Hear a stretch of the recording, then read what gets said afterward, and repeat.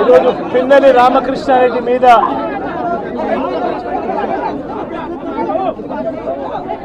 తన మీద ఏకంగా 307 అంటే అటెంప్ట్ టు మర్డర్ లాంటి కేసులు పెట్టి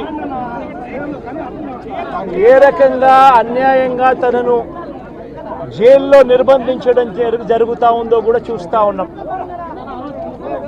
ఈరోజు రాష్ట్ర వ్యాప్తంగా కూడా ఇదే కార్యక్రమాలు జరుగుతూ ఉన్నాయి. రాష్ట్ర వ్యాప్తంగా కూడా కేవలం తెలుగుదేశం పార్టీకి చంద్రబాబు నాయుడు గారికి ఓటు వేయలేదు అన్న ఒకే ఒక కారణంతో ఏకంగా ఆస్తులను ధ్వంసం చేస్తూ ఉన్నారు, దొంగ కేసులు పెడతా ఉన్నారు. వీళ్ళే కొడతారు, మళ్ళీ వీళ్ళే అటువైపున ఉన్న వారి మీద వాళ్ళు కొట్టారు అని చెప్పి కేసులు పెడతారు. ఇంతటి దారుణంగా ఈరోజు రాష్ట్రంలో పరిపాలన సాగిస్తూ ఉన్నారు. నేను అడుగుతా ఉన్నా, ఇదే గత 5 సంవత్సరాల కాలంలో వైఎస్ఆర్సీపీ పరిపాలనలో ఉండగా, వైఎస్ఆర్సీపీ ప్రభుత్వంలో ఉండగా అప్పుడు జగన్ ఏం చేశాడు?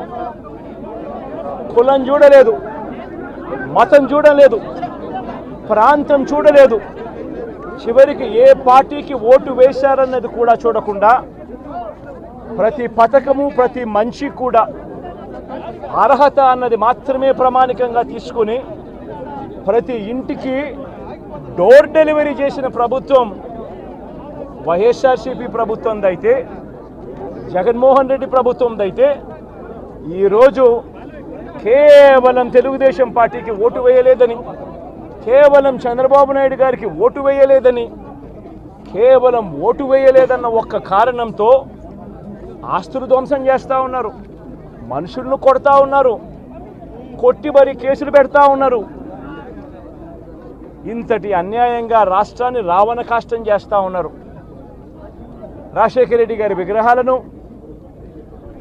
విరగొడతా ఉన్నారు, పగలగొడతా ఉన్నారు.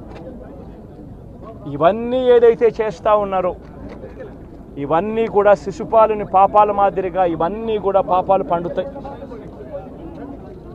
ప్రజాస్వామ్యంలో ఏదైనా కూడా ప్రజలకు మంచి చేసి ప్రజల గుండెల్లో స్థానం సంపాదించుకుని ప్రజల దగ్గరికి వెళ్ళి ఫలాని మంచి చేశాం కాబట్టి మాకు ఓటు వేయండి అని అడిగే పరిస్థితులు ఉండాలి తప్పనిచ్చి ఈ మాదిరిగా దౌర్జన్యాలు చేసి, ఈ మాదిరిగా అన్యాయమైన కేసులు బిగించి, ఈ మాదిరిగా ఆస్తులు ధ్వంసం చేసి, ఈ మాదిరిగా ఫియర్ సైకోసిస్ క్రియేట్ చేస్తూ రాజకీయాలు చేస్తే మాత్రం అది ఏ రోజు కూడా నిలబడే రాజకీయం కాదు.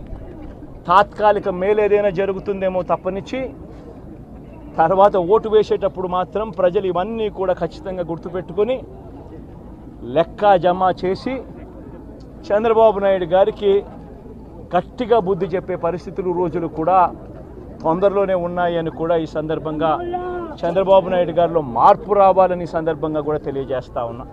నిజంగా ఇదే విషయానికి వస్తే ప్రజలు ఎందుకు నీకు ఓటేశారు చంద్రబాబు నాయుడు గారు అని చెప్పి ఫస్ట్ చంద్రబాబు నాయుడు ఆలోచన చేయాలి.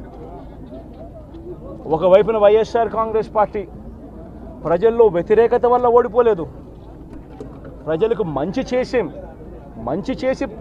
ప్రజలకు మంచి చేసి వైఎస్ఆర్ కాంగ్రెస్ పార్టీ ఓడిపోయింది.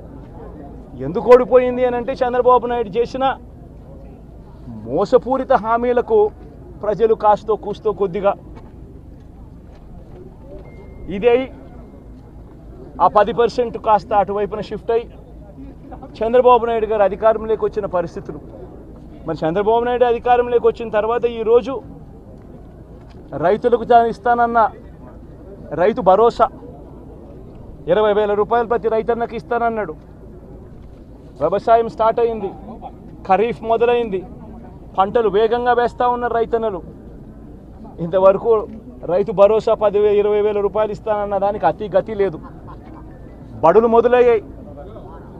అమ్మఒడి కింద జగన్ 15,000 ఇస్తాను అని అంటే కాదు చంద్రబాబు నాయుడు వస్తే ఎంతమంది పిల్లలు ఉంటే అంతమందికి ఇస్తాడు, ప్రతి ఒక్కరికి 15,000 ఇస్తాడు అని చెప్పారు. రాష్ట్రంలో 1 కోటి మందికి పైగా పిల్లలు బడియీడు పిల్లలు ఉన్నారు. బడులు స్టార్ట్ అయ్యాయి. ఆ ప్రతి తల్లి కూడా అడుగుతూ ఉంది, తల్లికి వందనం అని పేరు పెట్టావు, అమ్మఒడి అనే పథకాన్ని పేరు మార్చావు, మరి ఆ డబ్బులు ఏమైనాయని చెప్పి గవర్నెన్స్ మీద కాస్త ధ్యాస పెట్టి ఆ తల్లులకి ఇచ్చే డబ్బులు ఇచ్చే కార్యక్రమం చూడండి. రైతులకు ఇచ్చే రైతు భరోసా 20,000 ఇస్తామన్నారు, ఇచ్చే కార్యక్రమం చూడండి.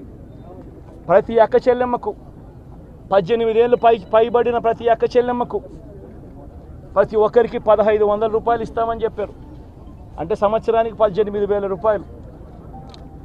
రాష్ట్రంలో 4,12,00,000 మంది ఓటర్లు ఉండరని చెప్పి మొన్నలే లెక్కలు తేలాయి. అందులో దాదాపుగా 2,10,00,000 మంది మహిళా ఓటర్లే. అంటే అందరూ 18 సంవత్సరాలు నిండిన మహిళా ఓటర్లే. మరి 2,10,00,000 మంది ఈ మహిళా ఓటర్లందరూ కూడా 18 ఏళ్ళు నిండిన ఈ మహిళా ఓటర్లందరూ కూడా వీళ్ళందరూ కూడా ఈరోజు అడుగుతూ ఉన్నారు, 1,500 రూపాయలు ప్రతి నెల ఇస్తానన్నావు, ఏమైంది ఈ 1,500 రూపాయలు ఇచ్చే కార్యక్రమాలు అని చెప్పి అడుగుతూ ఉన్నారు. వాటి మీద ధ్యాస పెట్టే కార్యక్రమం చంద్రబాబు నాయుడు చేయాలి. ఇవేవి కూడా చేయకుండా కేవలం భయాందోళనలు క్రియేట్ చేయాలి, రాష్ట్రంలో రావణ కాష్టం సృష్టించాలి, దొంగ కేసులు పెట్టాలి, ఇరికించాలి, ఆస్తులను ధ్వంసం చేయాలి. వైఎస్ఆర్సీపీ అభిమానులైనా, వైఎస్ఆర్సీపీ కార్యకర్తలైనా, వైఎస్ఆర్సీపీకి ఓటు వేసిన వారైనా కూడా ఎవరిని కూడా ఉంచకూడదు అన్న దుర్మార్గపు ఆలోచనలతో అడుగులు ముందుకు వేయడం అతి హేయమైన రాజకీయం అని కూడా ఈ సందర్భంగా తెలియజేస్తా ఉన్నా. ఇదే రామకృష్ణారెడ్డి విషయానికే వస్తే నిజంగా ఎంతటి అన్యాయమైన పరిస్థితిలో కేసులు బిగించారు అన్నది ఒకసారి అందరూ కూడా ఆలోచన చేయమని కోరుతా ఉన్నా. ఇదే విషయం కారంపూడి ఘటన జరిగింది ఎప్పుడు? ఎన్నికలు అయిపోయిన తర్వాత మరుసటి రోజు, అంటే మే 14వ తారీఖున కారంపూడిలో ఘటన జరిగింది. కారంపూడిలో ఏం ఘటన జరిగింది, ఎందుకు జరిగింది? కారంపూడిలో తెలుగుదేశం పార్టీ చేసిన ఆకృత్యాలకు ఒక ఎస్సీ కుటుంబంలో ఉన్న మహిళలు ఇబ్బంది పడే పరిస్థితిలోకి పోయినప్పుడు వాళ్ళను పరామర్శించడానికి డిఎస్పీ అనుమతి తీసుకునే మరుసటి రోజు, ఎన్నికలు అయిపోయిన మరుసటి రోజు ఎమ్మెల్యే బయలుదేరాడు. ఎమ్మెల్యే కారంపూడికి చేరుకోక మునిపే ఆ ఎస్సీ కుటుంబం అనేది కారంపూడి అటువైపున ఉంటే, ఊరికి అటువైపున వాళ్ళు ఇల్లు ఉంటే ఆ ఊరు ఎంటర్ కాకమునిపే తనను అడ్డగించడము, అక్కడే గొడవ జరగడము, గొడవ జరిగేది టౌన్లో జరుగుతూ ఉంది, ఇక్కడ నుంచి ఇక్కడ అడ్డగించినారు. అసలు సిఐ అనే నారాయణ స్వామి అనే ఈ సిఐతో కనీసం ఎమ్మెల్యే కనీసం తటస్థ కూడా పడలేరు.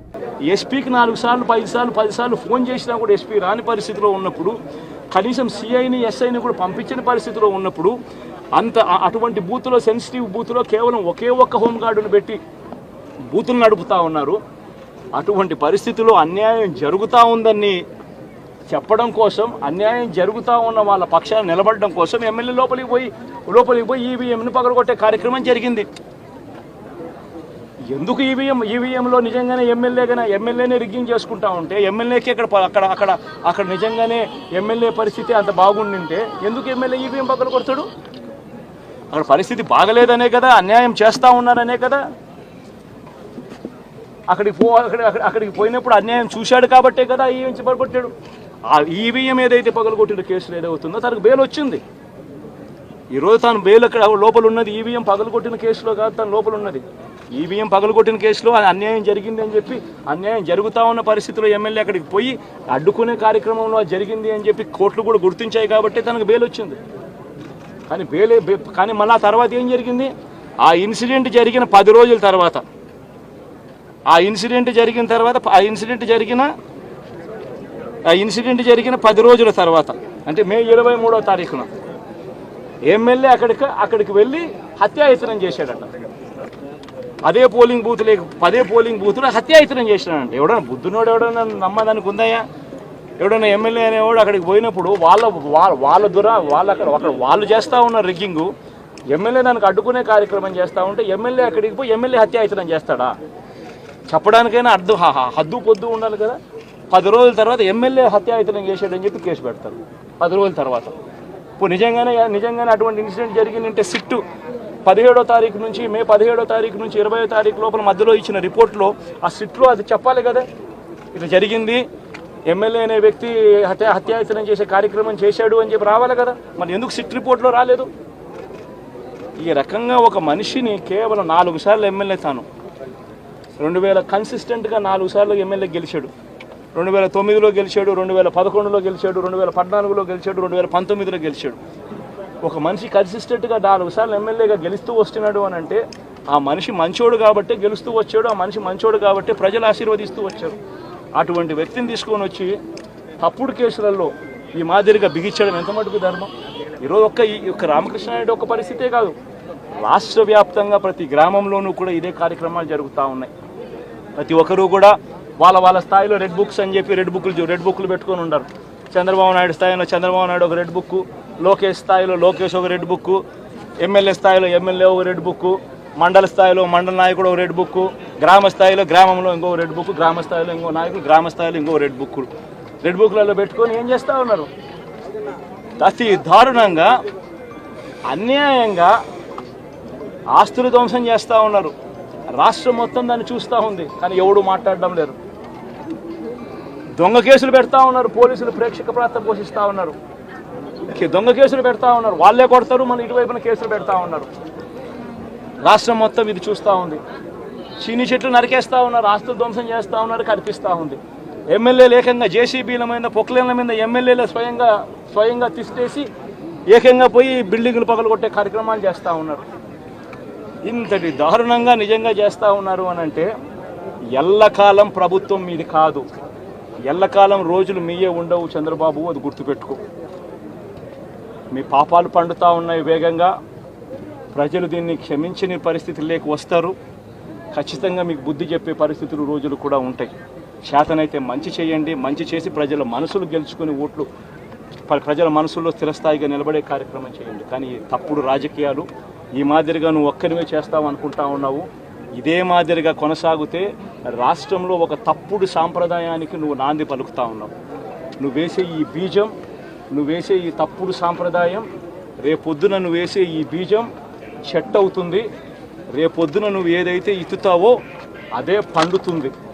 రేపొద్దున మళ్ళీ మీ గ్రామాలలో మీ కార్యకర్తలకు ఇదే పరిస్థితిని ఇదే మాదిరిగానే మళ్ళీ జరిగే కార్యక్రమాలు కూడా జరుగుతాయి.